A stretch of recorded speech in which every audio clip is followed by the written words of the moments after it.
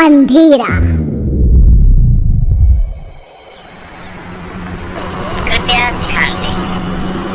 दिल्ली के द्वारका सेक्टर 26 में एक पुराना मकान खाली पड़ा था।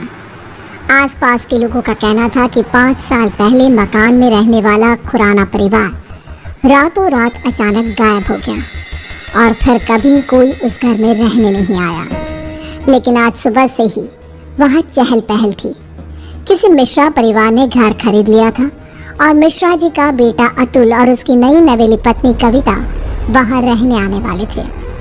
सुबह के वक्त अतुल और कविता घर में पहुँचते हैं। अतुल, घर की साफ सफाई तो बहुत अच्छी सी हो गई है। हाँ, देखकर लगता नहीं कि 5 साल से बंद पड़ा है। हाँ, लेकिन इतने दिन से कोई इसे संभालने क्यों नहीं आया? अरे कविता, इस मकान के मालिक का कोई अता पता नहीं, कहाँ चले गए कोई नहीं जानता। तो फिर आपने घर को किससे खरीदा? मकान मालिक के कोई दूर के रिश्तेदार हैं, बहुत कम पैसों में बेच रहे थे तो मैंने खरीद लिया। जानती हो ना, दिल्ली में जमीनों के भाव कितने हो गए हैं। हाँ, लेकिन कोई गड़बड़ तो नहीं है ना? नहीं बाबा, ऐसा कुछ नहीं है। अतुल बाथरूम में नहाने जाता है और कविता किचन में। तभी उसके हाथ से स्पून गिर जाती है। जैसे ही कविता स्पून उठाने के लिए नीचे झुकती है, उसे किचन की शेल्फ के नीचे किसी की आंखें नजर आती हैं। कविता चीख कर बाहर की तरफ भाग आती है। अरे कविता, कविता क्या हुआ? अरे तुम ऐसे चिल्ला क्यों रही थी? क्या हुआ? वहाँ अलमारी के नीचे कोई है। अतुल नीचे झुककर देखता है और घबरा के पीछे हट जाता है। मैंने कहा था ना, कुछ है वहाँ पर। अतुल, चलो हम यहाँ से चलते हैं। तुम भी ना कविता, वहाँ कॉकरोच है और कोई भूत नहीं है। एंड आई नो तुम्हें कॉकरोच से कितना डर लगता है। अतुल, मैं सच कह रही हूँ, वहाँ कॉकरोच नहीं बल्कि कुछ और था। किसी की आंखें। मुझे डर लग रहा है, मैं यहाँ नहीं रह सकती। अतुल कविता की बात नहीं सुनता और रात होने की वजह से कविता को सोने के लिए कहता है। डर की वजह से कविता को नींद नहीं आ रही थी। तभी उसकी नज़र कमरे की छत पर लगे फैन के पास एक मकड़ी पे जाती है। वो मकड़ी को देखने लगी। देखते ही देखते कविता को एहसास होता है कि मकड़ी का आकार बढ़ता जा रहा है। कविता घबरा कर चीखने की कोशिश करती है, पर तभी वो देखती है कि मकड़ी एक डरावनी शक्ल में बदल गई।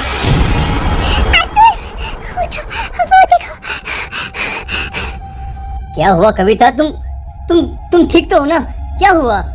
वो देखो अतुल, वो कौन है? एक छोटी सी मकड़ी, और कौन? इस घर में कुछ अजीब है अतुल, हमें यहाँ नहीं रहना चाहिए। ऐसा कुछ नहीं है, बेकार में डर रही हो तुम। अगली सुबह ब्रेकफास्ट के टाइम पर।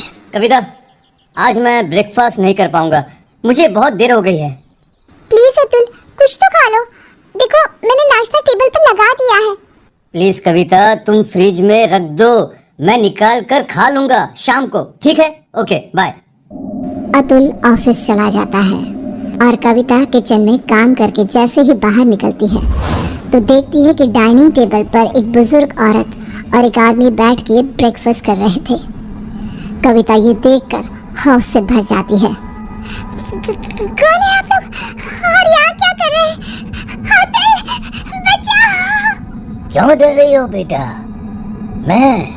मैं इस घर का मालिक हूँ, रंजीत खुराना। और मैं इनकी बीवी रमनदीप खुराना। लेकिन आप लोग तो गायब। मेरा मतलब? किसने कहा? अरे हम तो यहीं रहते हैं, इसी घर में।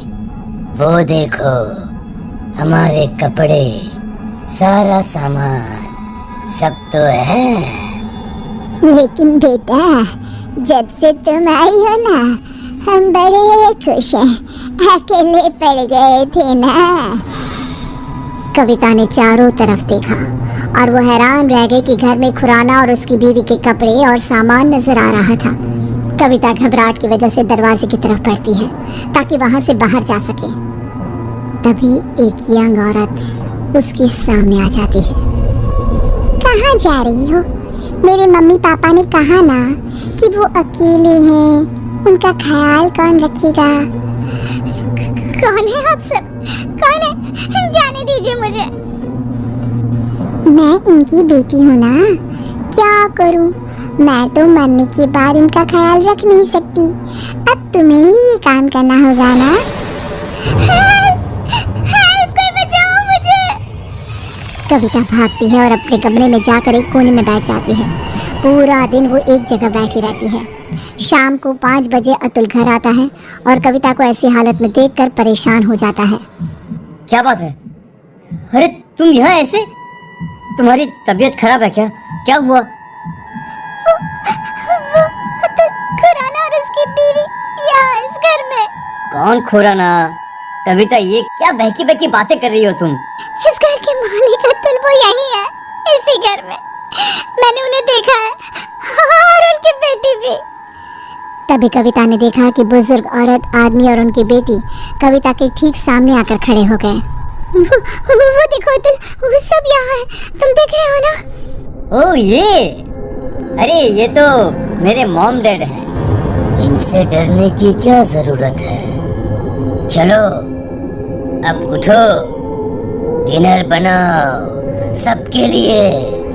और सुनो, मम्मी पापा को इंसानों का मांस बहुत पसंद है, तो वही पकाना। क्या कहा तुमने? तुम्हारे मम्मी पापा?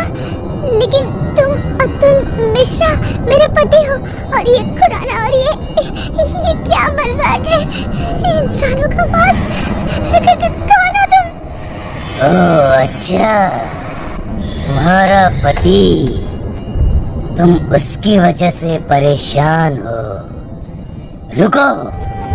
अतुल पीछे पलट कर देखता है और फिर जैसे ही वो कविता की तरफ पलटता है, कविता ने देखा कि उसका चेहरा पूरी तरह से बदल गया था और अब वो किसी भेड़िए की तरह नजर आ रहा था।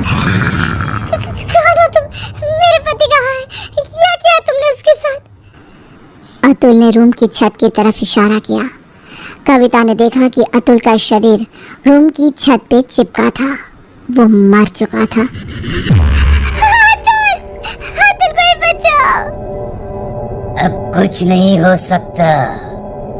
जानती हो, ऐसे ही उस रात हम सबको मार के छत पे लटका दिया गया था। क्या गलती थी हमारी और मेरे परिवार की? यही इसी फैन के पीछे हमारी डेड बॉडी छुपा दी गई, फॉल सीलिंग करवा के, ताकि किसी को पता ना चले। हम सब यहाँ कैद हैं। लेकिन तुमने मेरे पति को क्यों मारा? उससे तो मरना ही था, क्योंकि उसके बाप ने, जो कि एक कॉन्ट्रैक्टर है, इस घर को हड़पने के लिए ये सारा खेल रचाया था। उसकी सजा तो मिलनी ही थी। मुझे जाने दो। मैंने तुम्हारा क्या बिगाड़ा? नहीं, अब तुम हमेशा के लिए यहाँ कैद हो। हमारी भूखी तड़पती आत्मा को संतुष्टि करने के लिए एक जिंदा इंसान का इस घर में होना जरूरी है।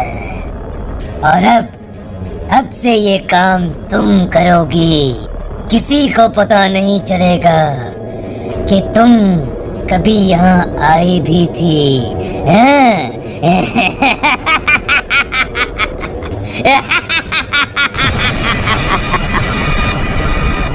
उसके बाद सेक्टर 26 में एक खबर और फैल गई कि खुराना के मकान में रहने आए अतुल और कविता भी अचानक से गायब हो गए।